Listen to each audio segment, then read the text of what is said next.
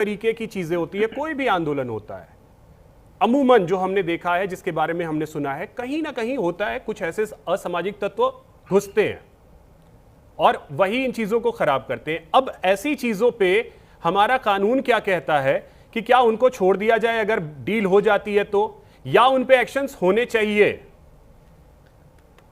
देखिए अभिषेक जी, यहाँ पे जितने भी लोग हैं सब प्रबुद्ध लोग हैं और इसमें कोई दो राय नहीं है कि इस मुल्क में आंदोलनों का इतिहास कोई नया नहीं। बिल्कुल 1917 से हर 10 साल के बाद गांधी एक आंदोलन करते थे। 1917 satyagraha, 1931 civil disobedience, 42 Quit India movement, फिर लोहिया जी का आंदोलन 60 के दशक का, 77 वाले में इमरजेंसी, उसके बाद का राम मंदिर, मंडल जो हमारे दौर का था 90 में, उसके बाद अन्ना, उसके बाद ये बच्चों का। तो हर जनरेशन को अपने मेमोरी के लिए एक आंदोलन की जरूरत पड़ती है।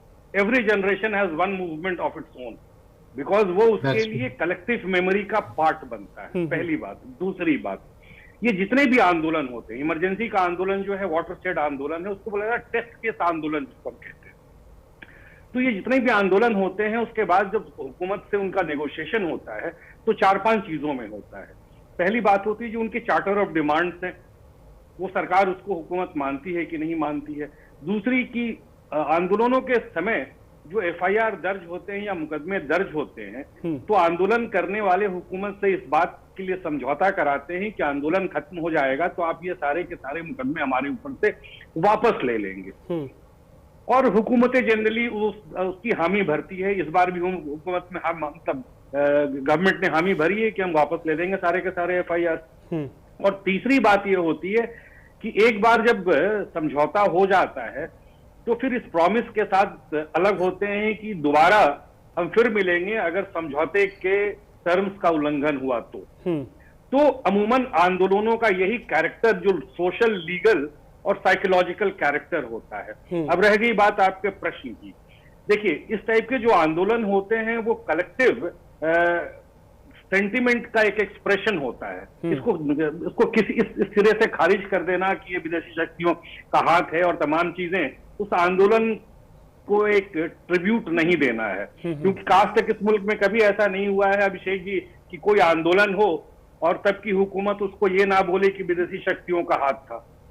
60 के दशक में भी जब लोहिया आंदोलन करते थे तो कहा जाता था कि कम्युनिस्ट चाइना का हाथ है। इमरजेंसी के समय तो तुरंत में एमईए की तरफ से क्लियर ही कर दिया गया कि ऐसा कुछ नहीं है।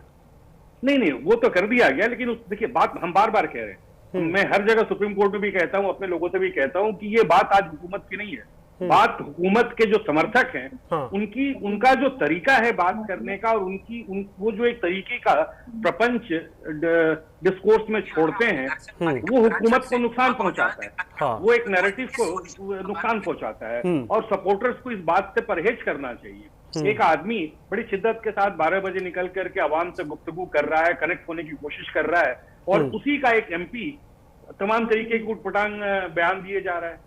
तो ये आप देखिए ना, क्रॉस पर्पसेस चलता है। उसका एक आईटी सेल का चीफ जो है वो कुछ का कुछ टाइप करके रात में भेज देता है।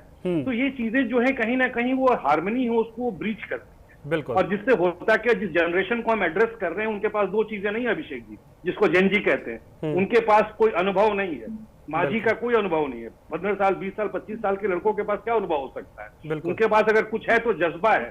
अगर उस जज्बे को हम कंट्रोल ना करें केयर के साथ ना, तो वो सैलाब बन सकता है और it is going to be very dangerous for each one of us, not only for the government. Okay sir, जी ठीक है।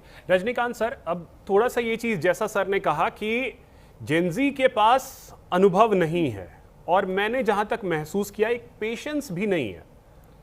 They lose their patience very shortly, बहुत जल्दी वो अपना पेशेंस लूज करते हैं और एक्सपीरियंस तो है ही नहीं। तो ऐसे में जैसा सर ने कहा कि वो अगर हम उसको सही तरीके से कंट्रोल नहीं करेंगे तो वो एक सैलाब बनेगा।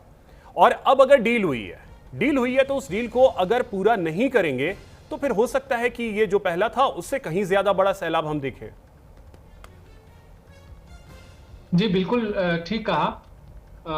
जो अभी वरिष्ठ अधिवक्ता जी हैं सुप्रीम कोर्ट के सिंह साहब, उन्होंने बहुत अच्छी बात कही कि अगर मान लीजिए जो कमिटमेंट्स गवर्नमेंट ने किए हैं युवाओं के साथ में, उन कमिटमेंट्स को अगर पूरा नहीं किया गया तो दिक्कत ही आएंगी। लेकिन दिक्कत एक और भी है अभिषेक जी, ये बात सही है कि जितने भी स्टूडेंट्स हैं उनके खिलाफ जो मुकदमे किए गए हैं वो वापस लिए जाने चाहिए।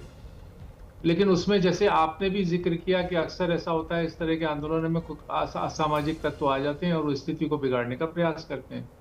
तो प्रश्न यहाँ ये उठता है कि ठीक है, जो जेन्युइन स्टूडेंट्स हैं उनके साथ अगर गलती हुई है तो उनके तो सारे मुकदमे वापस हो जाएंगे। तो क्या उन